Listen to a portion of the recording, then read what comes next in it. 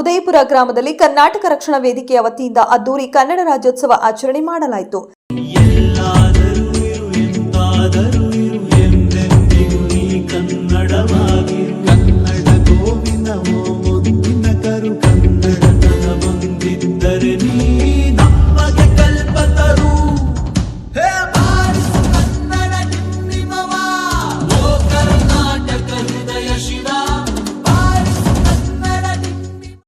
ಉದಯಪುರ ಸರ್ಕಾರಿ ಶಾಲಾ ಕಾಲೇಜು ವಿದ್ಯಾರ್ಥಿಗಳಿಂದ ಉದಯಪುರ ಗ್ರಾಮದಲ್ಲಿ ಪ್ರಮುಖ ಬೀದಿಗಳಲ್ಲಿ ಅದ್ದೂರಿ ಮೆರವಣಿಗೆ ಮಾಡಿ ನಂತರದಲ್ಲಿ ಧ್ವಜಾರೋಹಣ ನೆರವೇರಿಸಲಾಯಿತು. ಇನ್ನು ವೇದಿಕೆ ಮೇಲೆ ಅತಿಥಿ ಗಣ್ಯರಿಂದ ಕಾರ್ಯಕ್ರಮ ಉದ್ಘಾಟನೆ ಮಾಡಿ ಕನ್ನಡಾಭಿಮಾನ ಮೆರೆದರಲ್ಲದೆ ಕನ್ನಡದ ಅನೇಕ ಹಿರಿಯ ಸಾಹಿತಿಗಳನ್ನ ಕಾರ್ಯಕ್ರಮದಲ್ಲಿ ಸನ್ಮಾನಿಸಿ ಗೌರವಿಸಲಾಯಿತು. ಇನ್ನು ಇದೇ ಸಂದರ್ಭದಲ್ಲಿ ಶಾಲಾ ಮಕ್ಕಳಿಂದ ಕನ್ನಡ ಗೀತೆಗಳಿಗೆ ಹಾಡನ್ನ ಹಾಡಿಸಲಾಯಿತು.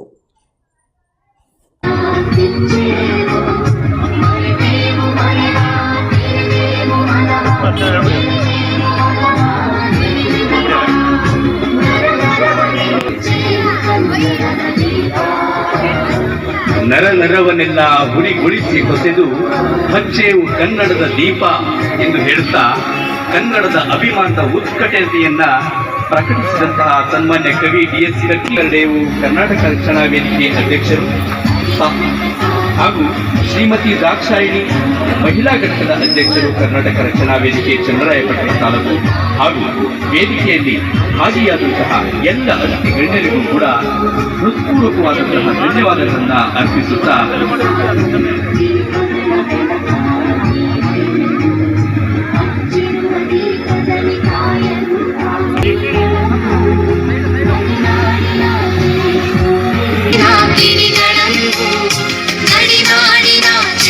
ಧನ್ಯವಾದ ಎಲ್ಲರಿಗೂ. ಉದ್ಘಾಟನೆಯನ್ನು ದಂಡಿಗನಹಳ್ಳಿ ಕರ್ನಾಟಕ ರಕ್ಷಣಾ ವೇದಿಕೆಯ ಘಟಕದ ಎಲ್ಲ ಪದಾಧಿಕಾರಿಗಳ ಪರವಾಗಿ ಹೃತ್ಪೂರ್ವಕವಾಗಿದ್ದ ದೀಪದಂತ ಕನ್ನಡಾಭಿಮಾನಿಗಳಿಗೆ ವಿದ್ಯಾರ್ಥಿಗಳಿಗೆ ಕನ್ನಡದ ರಾಜ್ಯೋತ್ಸವದ ಶುಭಾಶಯಗಳನ್ನು ಕೋರ್ತಾ ಸುಮಾರು 25 ವರ್ಷಗಳ ಹಿಂದೆ ಈ ಒಂದು ಕರ್ನಾಟಕ ರಕ್ಷಣಾ ವೇದಿಕೆ ಜನ್ಮ ಪಡೆಯಿತು. ಅದಕ್ಕೆ ಕಾರಣ ಆಗಿರ್ತಕ್ಕಂಥದ್ದು ಬೆಂಗಳೂರಿನ ರೈಲ್ವೆ ಎಜಿ ಕಚೇರಿಯಲ್ಲಿ 14 ಜನ ಹುದ್ದೆಗಳ ಖಾಲಿಯಾದಂಥ ಸಂದರ್ಭದಲ್ಲಿ ಅಲ್ಲಿದ್ದಂಥ ತಮಿಳ ಒಬ್ಬ ಅಧಿಕಾರಿ 14 ಜನಗಳನ್ನು ತಮಿಳಿಗರನ್ನ ಕೆಲಸಕ್ಕೆ ಸೇರಿಸ್ಕೊಂಡಿದ್ರು.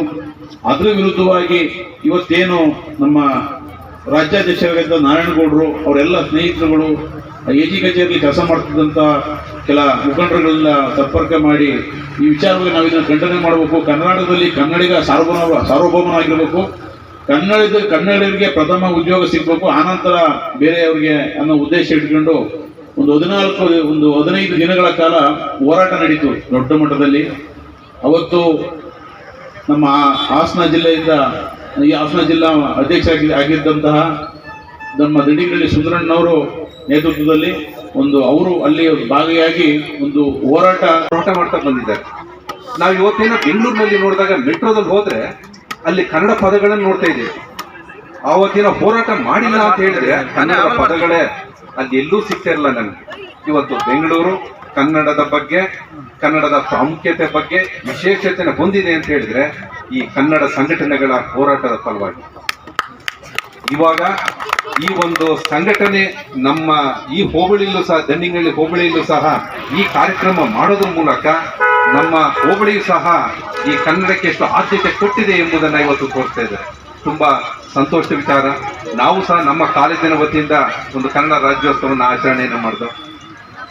ಈ ರೀತಿ ಕಾರ್ಯಕ್ರಮಗಳನ್ನು ಸಹ ನೀವು ಒಟ್ಟಾಗಿ ಸೇರಿ ಮಾಡಿದಾಗ ಅದ್ದೂರಿಯಾಗಿ ಕಾರ್ಯಕ್ರಮಗಳನ್ನು ನಾವು ಇಲ್ಲಿ ಮಾಡಬಹುದಾಗಿದೆ ಅಂತ ನನ್ನ ಅನಿಸಿಕೆ ಆಗಿದೆ. ಈಗ ಸಹ ನನಗೆ ಗೊತ್ತಿರಲ್ಲ, ನಿರ್ದೇಶಕರ ಬಗ್ಗೆ ನನಗೆ ಆ ದಿನ ಗೊತ್ತಾಗಿರಲಿಲ್ಲ. ಈ ತಾಲೂಕಿನಲ್ಲಿ ಯಾರಾದ್ರೂ ಕವಿಗಳಿದ್ರೆ ಅವ್ರಿಗೆ ನಾನು ಸನ್ಮಾನ ಮಾಡಬೇಕೆಂಬುದಾಗಿ ಕೆಲವ್ರನ್ನ ವಿಚಾರಿಸಿದಾಗ ಕೆಲವರ ವಿಷಯಗಳನ್ನು ಹೇಳಿದ್ರು, ಇವರ ಹೆಸರನ್ನ ನನಗೆ ಹೇಳಿಲ್ಲ.